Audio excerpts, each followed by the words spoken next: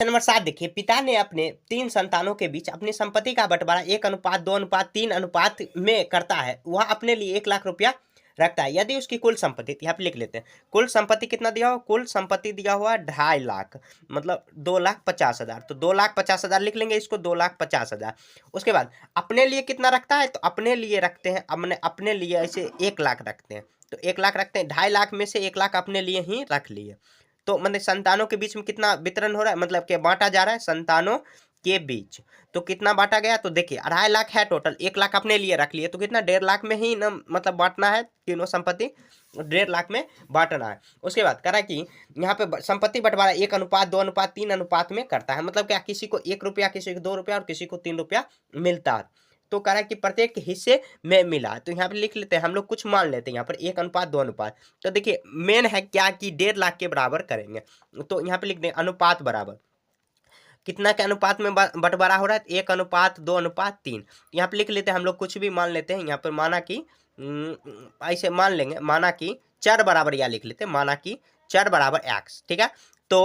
तो कितना हो जाएगा, तो 1 है तो x हो जाएगा, माने 1x हो जाएगा प्लस 2x हो जाएगा और 3x हो जाएगा। इसके बराबर करेंगे, कितने के बराबर, 1.5 लाख के बराबर। क्योंकि देखिए पुत्र के बीच, मतलब संतानों के बीच 1.5 लाख का ही वितरण हो रहा है। अब देखिए 1x 2x, यहाँ पे कितना 5 6x हो जाएगा, 6x बराबर में कितना आया, 1.5 लाख आया, 1.5 लाख आया। अब x का वैल्यू अगर हम लोग निकाल लिए तो आराम से निकल जाएगा, जो जितना भी कर रहा है वैल्यू निकालने को तो निकाल लेंगे आराम से, 6 से भाग देते हैं इसको, उसके बाद उसको हम लोग सॉल्व कर लेते हैं।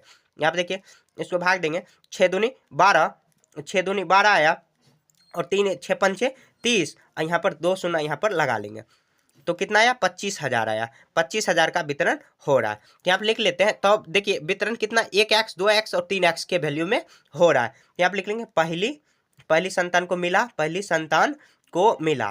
तो पहली को मिला कितना, 1x है, तो मतलब कितना 1 गुना 25,000, तो 25,000 होगा, तो 25,000 लिख देंगे, ये आंसर हुआ 1।